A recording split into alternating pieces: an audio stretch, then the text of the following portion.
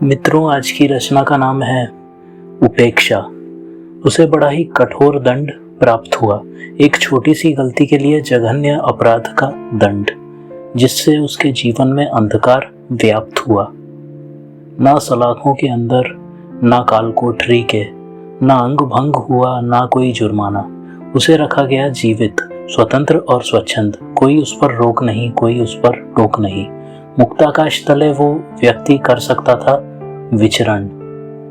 भूख लगी तो भोजनालय जाकर भोजन किया। ना किसी ने ध्यान दिया, ना किसी ने पैसा लिया, किसी ने उससे कुछ नहीं कहा। वो शांति से स्वयं ही भोजन लेकर खाता रहा। सब उससे दूर हो गए। किसमें इतना साहस था कि उससे कुछ भी कहता? वो समझ गया कि वास्तव में उसका दंड क्या है, किंतु वो इस दंड को आनंद मान बैठा और अगले ही क्षण वो मदिरालय चला गया। वहां भी एक शब्द ना उसके लिए निकला। पियक्कड़ हो या मुस्टंडे, उसे देख सबने रास्ता नापा। इस तामसिक दिनचर्या को वो अपना चुका था।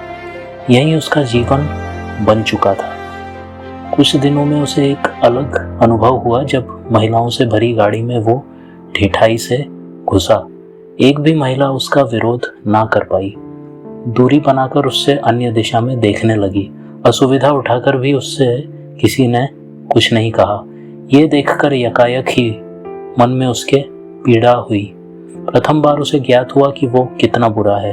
दंड के आनंद ने उसे लज्जित कर ही दिया और मन ही मन उसने आंसुओं का घूंट पिया।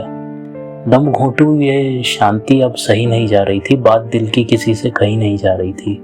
कोई आकर कुछ बोले, चाहे तो गाली दे, किंतु दंड के चलते ये संभव ना था। अदृश्य पिंजरे से निकलने की भीख मांगता फिर रहा था। थक हार कर बैठ गया वो एक निर्जन स्थान पर। तभी एक वृद्ध ने उसे आवाज लगाई।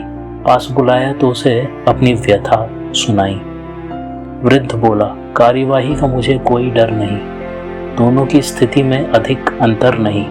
तुम समाज द्वारा, मैं परिवार द्वारा उपेक्षित, दुर्घटना पीड़ित को अकेला छोड़ तुम इस स्थिति में पहुंचे। उसने वृद्ध से पूछा, और आपका क्या दोष जो इस स्थिति में है? वृद्ध ने उत्तर दिया, मैं एक बूढ़ा पिता हूं।